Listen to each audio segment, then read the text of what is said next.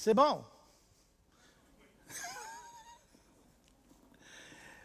L'Église contagieuse. C'est le titre de la série. Bon, vous avez certainement deviné qu'il y avait un sens là-dedans avec ce qu'on vit présentement, une espèce de phénomène mondial de contamination et tout ça. Là, nous, on s'est dit, écoutez, l'Église doit être contagieuse dans notre monde. L'Église doit se reproduire.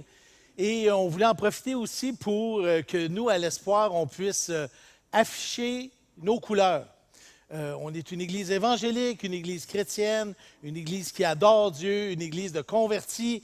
Et dans les semaines qui ont passé, Yannick nous a prêché, Éric nous a prêché sur les couleurs qui font qui on est, nous, ici à l'Espoir. Puis aujourd'hui, on parle de contagion d'adoration. Comment se contaminer les uns les autres, comment découvrir, comment on peut être des adorateurs contagieux. Bon, c'est pas si évident que ça de définir c'est quoi un adorateur. C'est pas simple. Par exemple, je suis allé dans le Larousse, on disait rendre des honneurs à Dieu, à une divinité. Bon, franchement, moi, je trouvais que c'était une définition un peu anémique quand on pense au Dieu qu'on connaît. Rendre des honneurs, ça donne plus de « ouais, bon, petit Dieu, t'es super, lâche pas, t'es capable ». Mais non, ça manque un peu de coffre. La Bible, elle nous donne des mots forts. Elle nous donne des mots comme s'abaisser, révérer, se soumettre, mais d'une façon vraiment la face à terre. Mais en même temps, elle nous donne aussi des mots comme l'émerveillement, l'éblouissement, s'ébahir devant Dieu. Adorer, c'est quelque chose qui ne se mesure pas avec des chiffres. On ne peut pas quantifier l'adoration dans une feuille Excel, par exemple. C'est difficile de traduire l'adoration avec des mots. C'est quelque chose qu'on vit, c'est un mouvement, c'est pas une émotion, mais ça génère des émotions. C'est un peu comme l'amour envers une personne. Tu sais, j'aime ma femme, mais comment je vais vous le définir? Comment je vais arriver? Venez nous voir ensemble, vous allez voir qu'il y a de l'amour. Puis c'est à peu près la meilleure définition qu'on peut donner. John Piper, dans son livre La prédication et l'adoration, définit l'adoration en disant « L'essence de l'adoration, c'est l'expérience. » Oui, c'est l'expérience du cœur qui magnifie la beauté et la valeur de Dieu. Don Carson, un grand théologien de notre époque, dit que l'adoration, lui, c'est la réponse de notre être et de notre conscience envers Dieu, lui attribuant tout honneur et toute valeur. C'est dans le livre Worship by the Book. Un autre commentateur, Warren Wiersbe, dans son livre The Real Worship, bon, mais là, on ne peut pas aller plus haut, le Real Worship, dit « L'adoration, c'est la réponse de tout ce que je suis, esprit, émotion, volonté, corps, à tout ce que Dieu est, tout ce que Dieu dit, tout ce que Dieu fait. » Partout, hein, on voit, j'ai lu tellement de livres sur l'adoration et chaque fois, on voit que c'est une réponse. C'est une réponse à un Dieu fantastique, un Dieu tout-puissant qui nous amène vers l'adoration, mais c'est en même temps extrêmement complexe. Définir l'adoration, vivre l'adoration, la comprendre, il faut la vivre pour la comprendre. C'est une réponse qui nous engage tout entier. C'est notre être en entier qui est engagé dans la... C'est émotionnel, c'est rationnel aussi, mais c'est spirituel. Et il y a quelque chose de vraiment mystérieux à travers l'adoration, surtout l'adoration envers Dieu. Et on va comprendre un peu plus tard pourquoi. La meilleure façon de comprendre un phénomène aussi complexe, c'est d'aller vers un témoignage. Comme je disais tantôt, tu veux savoir si j'aime vraiment ma femme, viens passer une semaine chez nous, tu vas voir. Tu sais. Il y a un témoignage dans la Bible, c'est le chapitre 4 de l'Évangile de Jean, le témoignage de la Samaritaine, où on voit là-dedans vraiment une progression. Et ce matin, si on pouvait résumer un peu l'exposé, c'est à travers le chapitre 4 de l'Évangile de Jean, on va voir, attention, les 3 vecteurs de contagion. On est dans le thème. Oui, oui. Mais vous allez voir, c'est pas juste pour faire des beaux jeux de mots, là. Il y a vraiment un lien bien intéressant Bien, bien, bien intéressant. Fait que ce matin, on voit les 3 vecteurs de contagion pour contaminer le monde puis être des adorateurs contagieux. Est-ce que vous êtes prêtes? Julie va nous lire l'essence du passage de ce matin, puis on va prier. Seigneur, on veut te dire combien... on t'aime. Oui, on t'aime, parce que tu nous as aimés le premier. C'est toi qui es Dieu, c'est toi qui es notre Dieu. On t'adore. On veut encore mieux t'adorer. Aide-nous ce matin, ouvre les yeux de notre cœur pour qu'on puisse comprendre ce que l'Esprit veut nous dire à chacun de nous. On est convaincus que ce matin, le Saint-Esprit veut parler à chacun de nous d'une façon très précise. Seigneur, parle, tes serviteurs écoutent. Et c'est en ton nom que nous prions. Amen. Donc, la lecture de ce matin est dans l'Épître de Jean, chapitre 4, versets 1 à 15. Jean, chapitre 4, versets 1 à 15. Le Seigneur sut que les pharisiens avaient appris qu'il faisait et baptisait plus de disciples que Jean.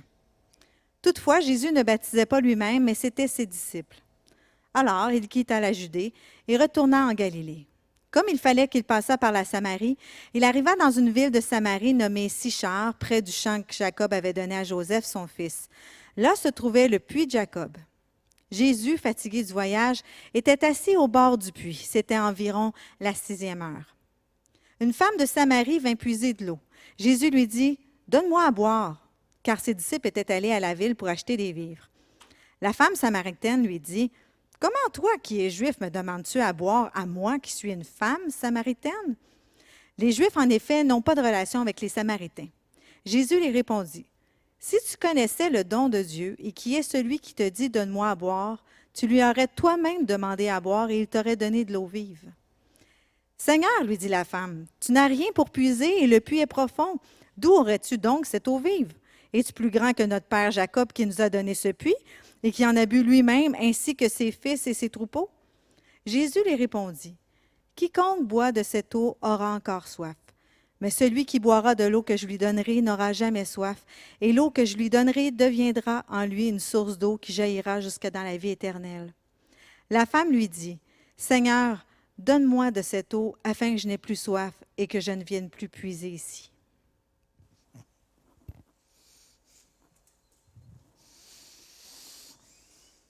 Merci, Julie. C'est ma femme. Et je l'aime. 3 phases pour être un adorateur authentique. Contamination, premièrement. Incubation. Et finalement, la phase de contagion. On est dans la ville de Sychar. C'est pas très loin de Jérusalem, 70 km. Je vais faire mes petites recherches. Bon, la ville elle-même, on ne sait plus trop exactement où. Là, ça fait quand même 2000 ans, mais le puits de Jacob, on a des idées. Donc, à peu près 70 km pour vous figurer, c'est à peu près la distance de Longueuil à Sorel ou Longueuil-Granby, mettons. Tu sais. Bon, 70 km. C'est pas tant loin que ça. 15 heures à pied. J'ai regardé ça avec Google Maps. Quand même. Non, mais je fais mes petites recherches. Je dis, OK, si tu voulais y aller à pied, ça prendrait combien de temps? Bon, il y a un rendez-vous, là. Il y a un rendez-vous qui a été orchestré. Un rendez-vous, un peu comme un super blind date orchestré par Dieu lui-même. C'est une femme. On n'a aucune idée de son nom. Hein? Jamais on nous mentionne comment elle s'appelle. On sait, par exemple, que c'est une Samaritaine. On sait aussi qu'elle s'en vient puiser de l'eau. Il est midi, on dit la 6e heure, c'est à partir de 6 heures le matin, on en rajoute 6. Il est midi, on est au Moyen-Orient, il fait chaud. Hein, on a connu ça il n'y a pas longtemps. Il a fait chaud, bien imaginez.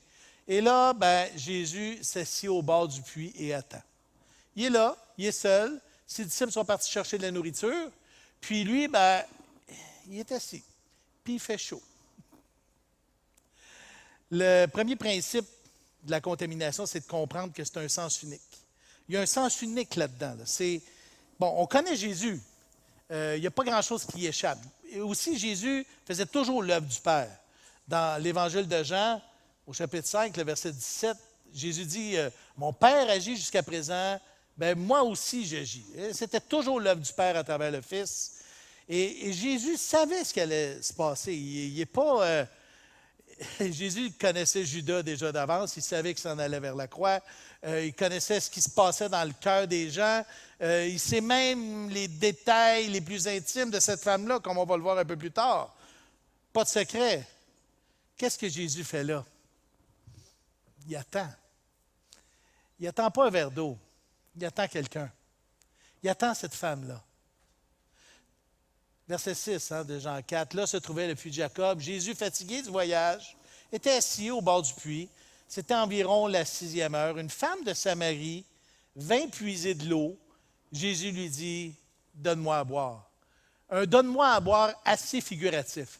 Pas tant « j'ai soif, donne-moi à boire » que « Est-ce que tu peux vraiment me donner à boire, toi? » Et on va le voir dans le discours que Jésus échange avec elle. C'est un peu comme... Bon, on a parlé beaucoup du virus, et puis là, à un moment donné, il y a comme un débordement, là, on en parle tout le temps, mais peu importe le virus, tu ne peux pas le pogner si tu restes chez vous tout seul. C'était l'idée du confinement. Et pour ce qui est de l'adoration, c'est la même chose. On ne peut pas devenir un adorateur si on reste chez nous. Il y a seulement que le Saint-Esprit, seulement que Jésus qui peut le transmettre. Et autrement dit, si je désire être un adorateur contagieux, je dois absolument comprendre que tout commence avec un rendez-vous, que tout commence avec un rendez-vous divin dont seul Dieu est l'initiateur. Tu ne peux pas t'en sortir autrement. C'est un sens unique, c'est exclusif. Si Dieu n'initie pas l'adoration, je l'adorerai juste jamais. Juste jamais. On l'a vu la semaine passée dans le discours sur la conversion avec Yannick. Jean, chapitre 6, verset 44. « Nul ne peut venir à moi. » Et le nul est assez absolu, merci. « Nul ne peut venir à moi. Si le Père qui m'a envoyé ne l'attire, et je le ressusciterai au dernier jour. » Romains, chapitre 3, verset 11. « Nul, ouais, on est des nuls. Nul n'est intelligent. Nul ne cherche Dieu. » Et là, on va varier un peu. Tous sont égarés. Tous sont pervertis. Bon, tu vas me dire, pourquoi c'est comme ça? C'est un problème d'ego. Il y a un problème d'ego. Le problème est profond. Le problème est viscéral. La vérité, c'est qu'on est tous des adorateurs. Le problème, c'est l'objet de notre adoration. On est, en fait, des adorateurs de nous-mêmes. On s'aime, mais c'est clair qu'on va adorer le moi quand il est un héros. On va adorer le moi quand il est un vainqueur, mais on va aussi adorer le moi quand il est une victime, parce qu'on voudrait être au centre de l'univers de tout le monde. On aimerait que tout le monde se dirige vers nous et qu'il nous console. Oui, c'est toutes des formes d'adoration qui prennent plusieurs visages, plusieurs formes. On s'en fait des petites statues de nous-mêmes, de toutes sortes de visages, et on aime ça se regarder. Et on n'aime pas ça entendre ce que je viens de dire là. Et ça remonte au départ, au jardin, au début. Il y a deux humains sur la planète, un tentateur et un Dieu. Et le tentateur dit aux humains, mais Dieu sait que le jour où vous en mangerez, vos yeux s'ouvriront et que vous serez comme Dieu, connaissant le bien et le mal. C'était pas tant de connaître le bien et le mal qui était un problème que d'être comme Dieu, d'être Dieu, de prendre la place de Dieu. C'est comme une façon de dire à Dieu, OK, moi je vais décider ce qui est correct et ce qui n'est pas correct. Puis cette affaire-là de manger des fruits puis de ne pas en manger, là, regarde, nous autres, on va décider pour nous autres. Fait que tasse-toi, Dieu, on va les prendre, les décisions. C'est l'idée de, on va prendre ta place. Notre vieille nature, dans l'Épître aux Galates, chapitre 5, verset 17, notre vieille nature, la chair, a des désirs contraires à ceux de l'esprit. C'est irréconciliable. La chair a des désirs contraires à ceux de l'esprit. Et l'esprit, elle, en a de contraires à ceux de la chair. On ne peut pas recoller les morceaux. Ils sont opposés entre eux afin que vous ne fassiez pas ce que vous voudriez. C'est un peu comme essayer de coller deux aimants dans des pôles inverses. Là. Tu sais, c'est juste impossible. Essaye pas de faire quelque chose de nouveau avec ça. On ne réalise pas à quel point le fait d'adorer Dieu est un miracle en soi. Si je veux être un adorateur authentique, un adorateur contagieux, je dois être convaincu, mais convaincu profondément de ceci, j'apporte absolument rien et j'ai absolument rien en moi pour adorer Dieu. C'est l'œuvre de Dieu. On a l'impression qu'adorer Dieu, c'est quelque chose à laquelle on contribue. Puis ça, c'est une façon de s'illusionner puis de penser qu'on peut un peu dealer avec Dieu, dans nos offrandes, j'offre mon corps en sacrifice. Dès l'instant où je m'illusionne d'apporter quoi que ce soit à mon adoration, je gèle l'adoration. Mon adoration s'appelle religion. C'est comme ça.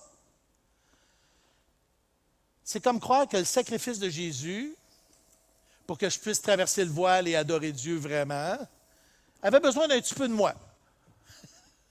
Avouez que ça n'a quand même pas d'allure. Il me semble que c'était bon Dieu ce que tu as fait. Là. Jésus sur la croix, là, wow, mais ça manque un peu de moi-même. Faut-tu être prétentieux quand même?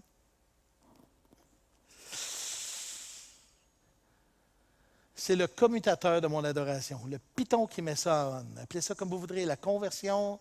C'est là que ça se passe. Est-ce que la femme s'est convertie là? Je ne sais pas. Ce que je sais, c'est qu'il faut qu'elle soit contaminée. La femme samaritaine lui dit, hey, comment toi qui es juif, me demandes-tu à boire, à moi qui suis une femme samaritaine? Les Juifs, en effet, n'ont pas de relation avec les Samaritains. Et ça, c'est intéressant parce que la contamination peut arriver souvent par des personnes que tu t'y attends le moins. Absolument. Et là, c'est par quelqu'un qui est censé être, qui ostracisait les Samaritains. Hein. On a parlé beaucoup de ça ces temps-ci. On déboulonne des statues et tout. Bien, les Juifs n'étaient pas fins avec les Samaritains. Et là, elle est surprise, mais son cœur est ouvert. Pour vivre une adoration contagieuse, on doit absolument réaliser que c'est une contamination à sens unique, totalement à l'œuvre de Dieu. C'est bon? C'est bon. On continue. La deuxième phase d'un coup t'es contaminé, c'est l'incubation. On va lire le texte des versets 10 à 15, je vous lis ça. Jésus lui répond, bon, regarde, si tu connaissais le don de Dieu et qui est celui qui te dit « donne-moi à boire », ben c'est toi qui aurais demandé à boire et il t'aurait donné de l'eau vive, de l'eau là, courante. Là, Seigneur, lui dit la femme, ben, tu n'as rien pour puiser. Le puits est profond. Veux-tu bien me dire où c'est que tu vas prendre ton eau? Es-tu plus grand que notre père Jacob qui nous a donné ce puits et qui en a bu lui-même, puis ses fils, puis ses troupeaux? Jésus lui répond, quiconque boira de cette eau aura encore soif. Moi, là, celui qui boira de l'eau que je lui donnerai n'aura jamais soif. Et l'eau que je lui donnerai deviendra en lui une source d'eau qui jaillira jusque dans la vie éternelle. Wow! La femme n'a rien compris. Elle dit, ah, mais c'est cool. Fais rentrer l'eau chez nous, puis mets-moi un robinet dans la cuisine. Non, mais c'est ça. Elle dit, la femme dit, Seigneur, donne-moi de cette eau, comme ça j'aurais plus soif, j'aurais plus besoin de puiser de l'eau ici. C'est pas automatique à la conversion qu'on devient un adorateur contagieux. Il y a une période d'incubation qui doit se faire. Et même des fois, pendant cette période-là, on peut même être un mot à la mode asymptomatique. C'est-à-dire, tu sais, oui, je suis contaminé, mais ce n'est pas si évident que ça que je suis un adorateur contagieux. Il y a une espèce de petite danse qui s'installe entre Jésus et moi. Moi, je dis que c'est un tango parce que c'est très collé. Et là, il y a comme une espèce de symbiose qui doit s'installer entre lui et moi. Une définition de l'incubation, une définition scientifique, c'est la période qui s'écoule entre l'infection d'un organisme et l'apparition des premiers symptômes de la maladie. C'est juste que l'adoration, ce n'est pas une maladie. Là, fait que je trouvais que c'était un peu yuck. Mais bon, j'aime mieux l'autre. L'autre qu'on voit dans le Larousse, c'est la période pendant laquelle un événement, une création est en préparation et ne s'est pas encore manifesté au grand public. La phase 1 est essentielle. On ne peut pas y échapper. C'est clair. Puis comme on voyait, adorer, c'est comme aimer. C'est pas facile à expliquer parce que c'est relationnel avec Dieu. Il y a un échange là, qui s'installe. Et ça me fait penser à une femme du Nouveau Testament. Cette femme-là, on est dans Luc 7. Jésus arrive chez un pharisien, spécialiste de la loi. Il l'invite à viens manger à la maison, Jésus, je vais te poser des questions. Tu sais, on voit le genre. Là. Puis, il y a une femme bien connue dans la région pour sa débauche qui arrive. Je ne sais pas trop comment ça s'est passé. Elle défonce la porte. Elle a un pot de parfum. Et là, elle s'écrase devant Jésus. Et là, elle pleure. Puis elle pleure. Puis là, elle mouille. Elle parfume. Puis elle mouille avec ses larmes. Puis là, elle essuie ses pieds avec ses cheveux. Et là, le pharisien dit, franchement, si ce gars-là est un prophète, il me semble qu'il saurait que cette femme-là est une pécheresse. Et là, c'est intéressant, Jésus pose la question, il dit, écoute, j'ai une petite parabole à te conter. Une fois, c'était un gars, ça part comme ça. Non, c'est deux gars. Il y en a un qui devait 50 $, mettons, à un prêteur, puis l'autre en devait 50 000 $. Lequel des deux qui va être le plus reconnaissant? Là, évidemment, 50 000. Oui, bien, regarde elle. Il dit, pour ça, je te le dis, ses nombreux péchés ont été pardonnés car elle a beaucoup aimé. Celui à qui on pardonne peu, aime peu. L'incubation, c'est cette période dans ta vie où tu réalises c'est qui Jésus. Mais aussi, tu réalises qui est-ce que tu es toi. Tu réalises le fossé immense qu'il y a entre lui et toi. Et c'est ça qui va définir ton niveau de contagion, ta passion. La madame, elle commence en disant le juif. Hein? Comment tout qui est juif me parle? C'est un juif. Tu es un méchant, tu es un raciste, puis tu me parles. Et là, c'est pas trop long qu'elle l'appelle Seigneur. Hein? Il dit, oh Seigneur, donne-moi de cette eau. Là, elle part du juif à hey, patron, tu sais, Seigneur, t'es quelque chose, là, tu sais. Et là, il y a une évolution. Puis on voit que là, tout à coup, Jésus dit, c'est le temps. Verset 16, appelle ton mari. La femme répond, j'ai pas de mari. Wow! Jésus lui dit, tu as raison de dire, j'ai pas de mari. Parce que tu as eu 5 maris. Puis ton 6e, ben, c'est pas ton mari. Tu restes avec, tu couches avec, mais tu n'es pas marié avec. Donc, c'est vrai, tu as raison. Tu n'as pas de mari. Wow! Seigneur, dit la femme, je vois que tu es prophète. Je vois que tu parles au nom de Dieu. Et là, on voit la progression. Tu es un méchant juif, tu es un seigneur, tu es un prophète. En 5 minutes, Jésus est passé du juif oppresseur au Seigneur puis au prophète. Le cœur de cette femme a été dévoilé. Tranquillement, elle réalise qui est Jésus, elle est en face de son péché. Et quand ça nous arrive à nous, là, ben on réagit. C'est normal. On va réagir de toutes sortes de façons. On peut se rebeller, on peut se décourager, on peut s'humilier, on peut être paralysé, ou on peut simplement se rapprocher de Jésus. C'est une question importante. C'est qui Jésus pour toi? C'est qui Jésus pour toi? Puis est-ce que ton péché, tu le vois vraiment à travers les lunettes de Jésus ou c'est juste, bah, c'est pas si pire que ça? Tu sais, plus je le connais, Jésus, ben là, j'ai 55 ans, ça fait 30 et quelques années que je suis chrétien. Mais savez-vous quoi? Plus j'apprends à le connaître, plus je le connais, plus je suis émerveillé, plus je m'abandonne à lui, plus je l'adore et plus j'ai le goût d'en savoir encore plus. Parce que j'apprends, en vieillissant, à me connaître. Dieu me dévoile des affaires dans ma vie que, bon, c'est encore là, ça. Et là, je vois tout l'amour de Dieu et ça me bouleverse. Il y a des bons livres. Hein? Le livre là, que Yannick vous a remis, La sainteté de Dieu, est un excellent livre pour méditer, se laisser l'incubateur mijoter, se laisser convaincre, réfléchir sur la personne de Dieu. La Bible, évidemment. La Bible, c'est le meilleur ouvrage pour comprendre qui est Dieu. Mais c'est aussi le meilleur ouvrage pour comprendre qui on est. Parce que la parole de Dieu est vivante. Hébreux 4,12. Elle est efficace.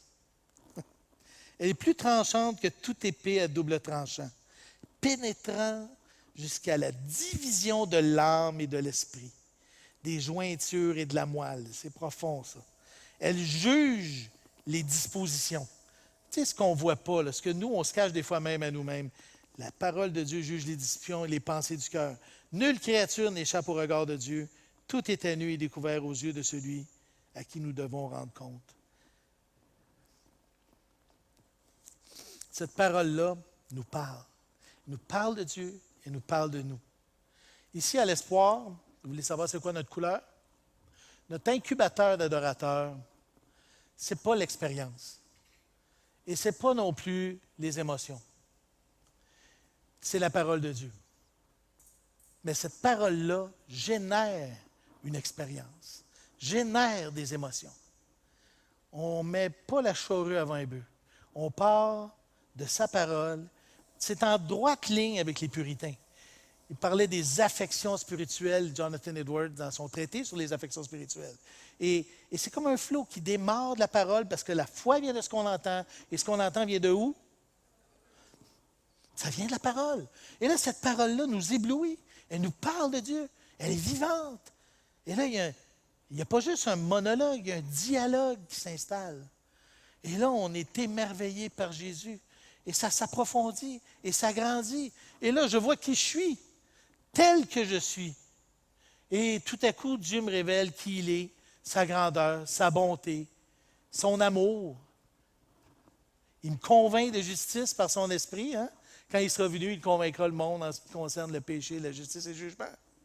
Mais en même temps, il me montre comment il m'aime, son amour infini, un amour intense, un amour passionnel. La passion, là, on parle de la passion du Christ, mais c'est que sa passion est là, jusqu'à la croix, mais aussi un amour fusionnel.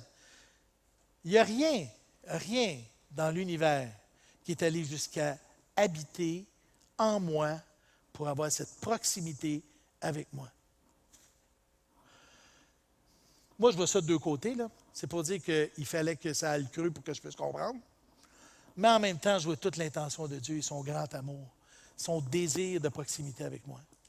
L'esprit de vérité que le monde ne peut recevoir. Jean 14, 17. Le monde qu'il ne voit point et ne le connaît point, mais vous le connaîtrez, car il demeure en vous, il sera en vous.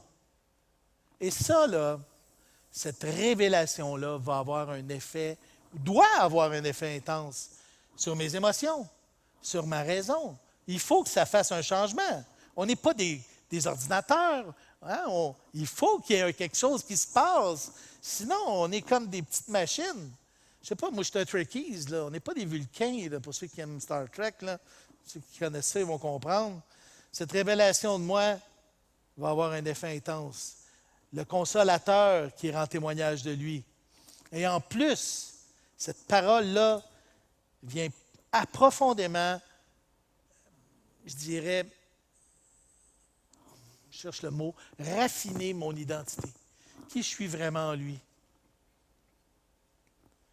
Romains 8, 16. L'Esprit lui-même rend témoignage à notre esprit que nous sommes enfants de Dieu. Oh. Ça, si ça ne vous bouleverse pas, il est temps qu'on arrête de regarder la TV, là, parce qu'on est désensibilisé. C'est bouleversant. L'Esprit rend témoignage à mon esprit que je suis son enfant. Son enfant. Wow! Voyez-vous le chemin de l'incubateur, de l'adorateur? On part de la parole. Cette parole-là suscite la foi, génère la foi. La foi vient de ce qu'on entend vient de la parole de Christ. Il y a une rencontre qui s'installe. La parole de Dieu, l'Esprit de Dieu m'expose, expose Dieu, génère cet amour-là.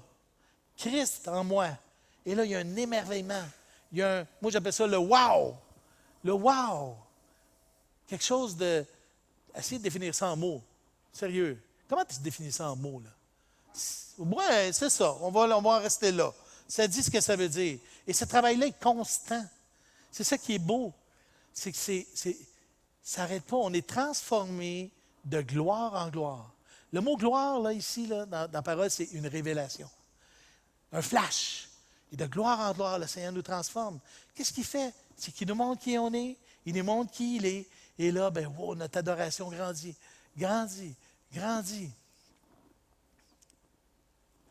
Mais il y a un danger. Oh, tata. Oh non, il n'y a pas de mauvaise nouvelle. Oui. Il y a un danger. La Samaritaine, un coup bien confronté. Oh, je vois que tu es un prophète. Elle dit, ben écoute, prophète, nous, on adore là. Vous autres, vous adorez à 70 km là-bas. Nous, on prend du Chris Tomlin. Vous autres, vous prenez du Hillsong. Nous autres, on prend un bar, puis vous autres, prenez l'autre bar. Nous autres, on est sur ce bord de la rue là. Vous autres, vous êtes sur l'autre bord de la rue. Et là, Jésus la remet carrément à sa place. Elle dit, regarde, l'heure vient, elle est déjà venue. Là. On est là, là. Où les vrais adorateurs adoreront le Père en esprit et en vérité. Ce sont là les adorateurs que le Père demande. C'est pas juste ça te tente-tu, peut-être. Non, non, en esprit et en vérité. Parce que il y a une raison à ça. Dieu est esprit.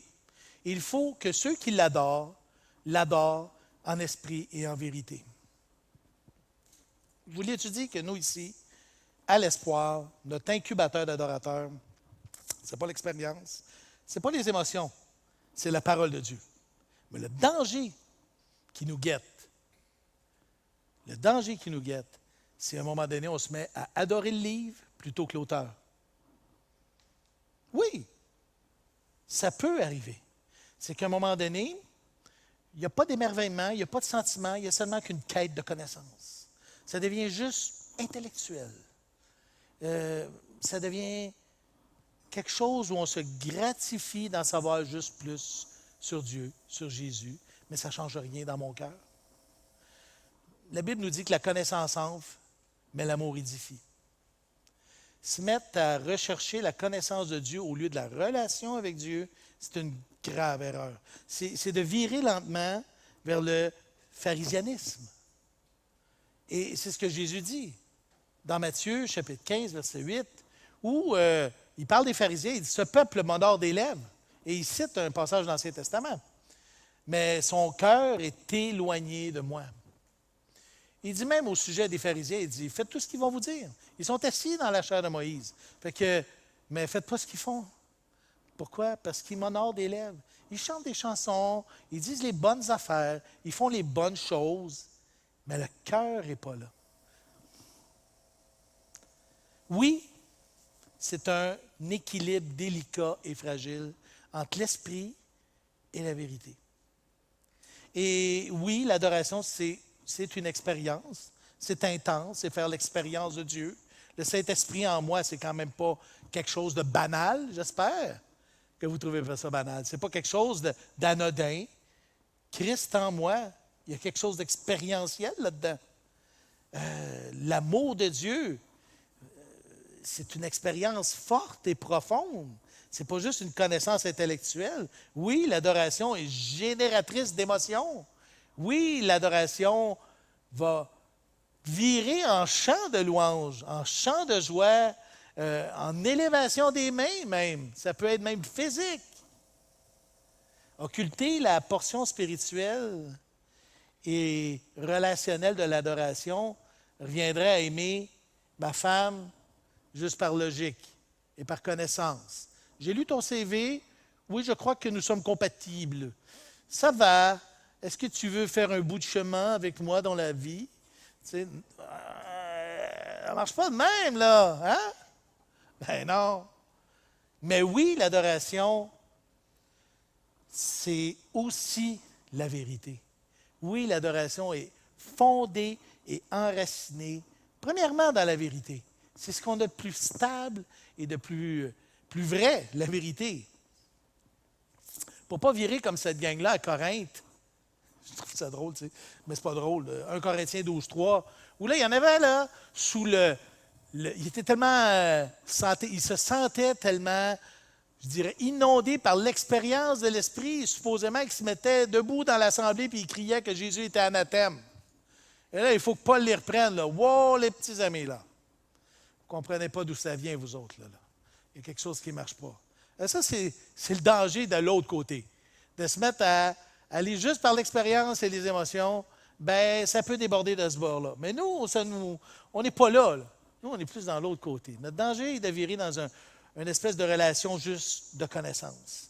Nous, ici, à l'Espoir, notre incubateur d'adorateurs, c'est la 4e fois que je le dis, c'est voulu. Notre incubateur d'adorateurs, ce n'est pas l'expérience, ni comment je me sens. Ce n'est pas les émotions, mais c'est la parole de Dieu. Mais cette parole de Dieu-là va générer en moi une expérience et des émotions.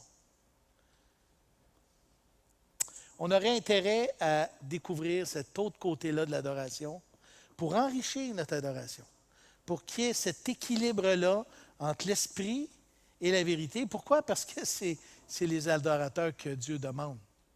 Et quand Dieu demande des adorateurs, il n'en veut pas juste des demi-adorateurs. Il veut des adorateurs. Ça va être le baromètre de notre adoration. Cette espèce d'incubation-là, c'est le travail d'une vie, hein, en passant, là. Découragez-vous pas, là, disant, non, c'est pas grave, tu as 70 ans, il y a encore du temps. Go, Seigneur, révèle-moi à toi. Je veux te connaître. Je veux encore plus te connaître. Je veux être contagieux. Puis c'est la dernière phrase, la contagion. Elle a la femme, verset 28 du chapitre 4 de Jean. La femme ayant laissé sa cruche, s'en alla dans la ville et dit aux gens, « Hey, venez voir un homme qui me dit tout ce que j'ai fait, ne serait-ce pas le Christ? » Et ils sortirent de la ville et ils revinrent vers lui. Bon, on sait que cette femme-là devait avoir une certaine réputation dans son patelin. Je veux dire, 5 maris, le 6e, c'est pas ton mari. Tu sais, même si les Samaritains, c'était mal vu là, de ne pas se marier et de rester ensemble. Là, fait que, tu sais, là, wow, OK, cette femme-là, elle devait sûrement avoir toutes sortes de surnoms quand on était dans son dos. Là.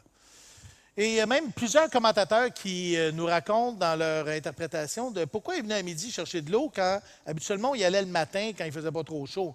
Probablement qu'elle ne voulait pas vraiment affronter le regard des autres femmes qui allaient puiser de l'eau. Elle a dit, moi, je vais y aller à midi, je suis sûr qu'il n'y a pas un chat. Surprise!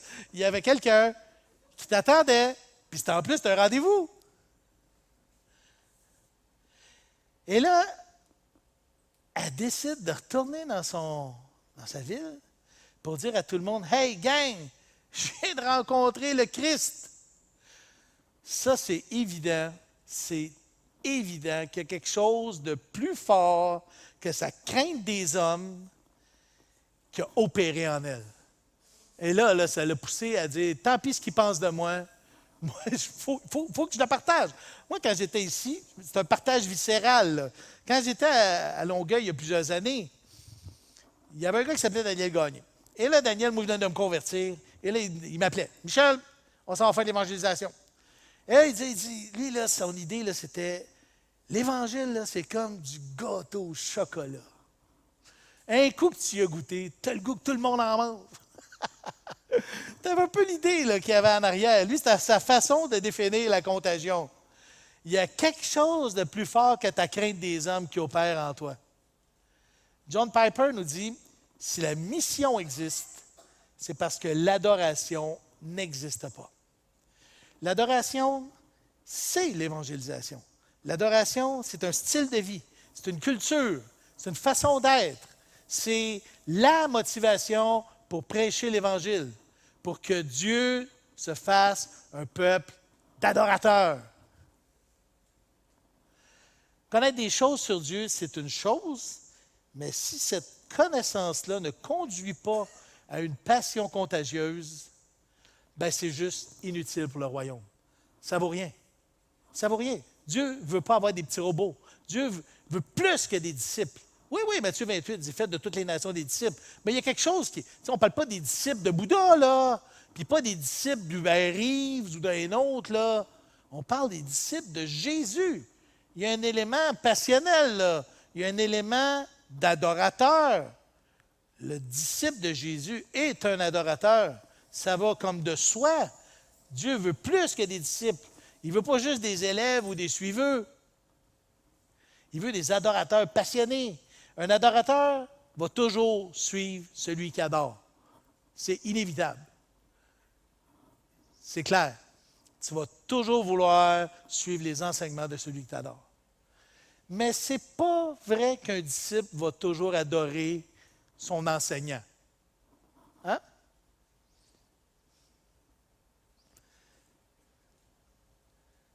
Dieu veut faire de nous une église d'adorateurs contagieuse. Et c'est son plan.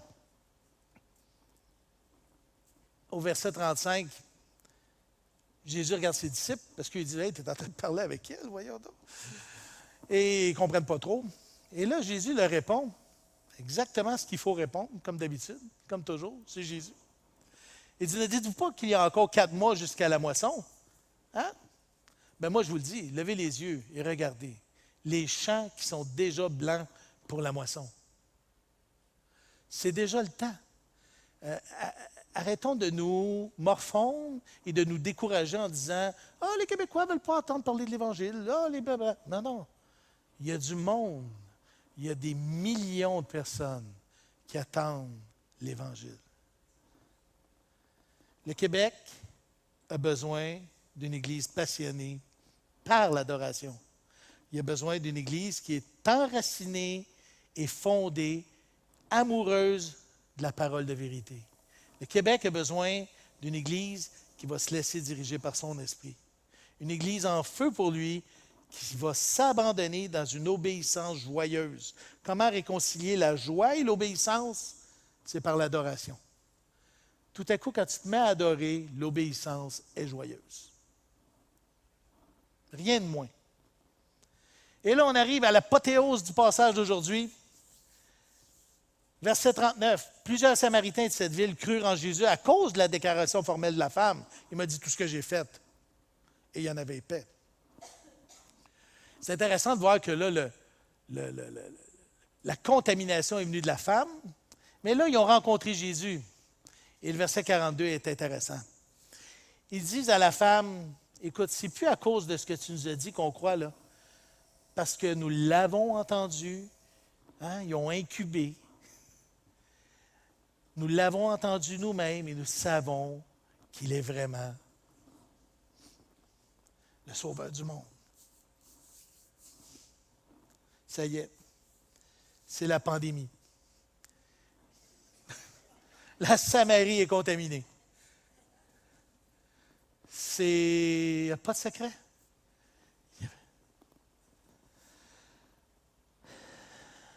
Ce matin, on a vu 3 phases. 3 phases pour être des adorateurs contagieux. Une première phase qui est cette contamination-là, qui est en fait la conversion. Seulement Jésus peut initier l'adoration. Pense pas que tu peux amener un petit morceau ou un atome d'adoration. Non, non, c'est un abandon complet. Un abandon complet envers Jésus. Mais il y a une incubation pour arriver à ça.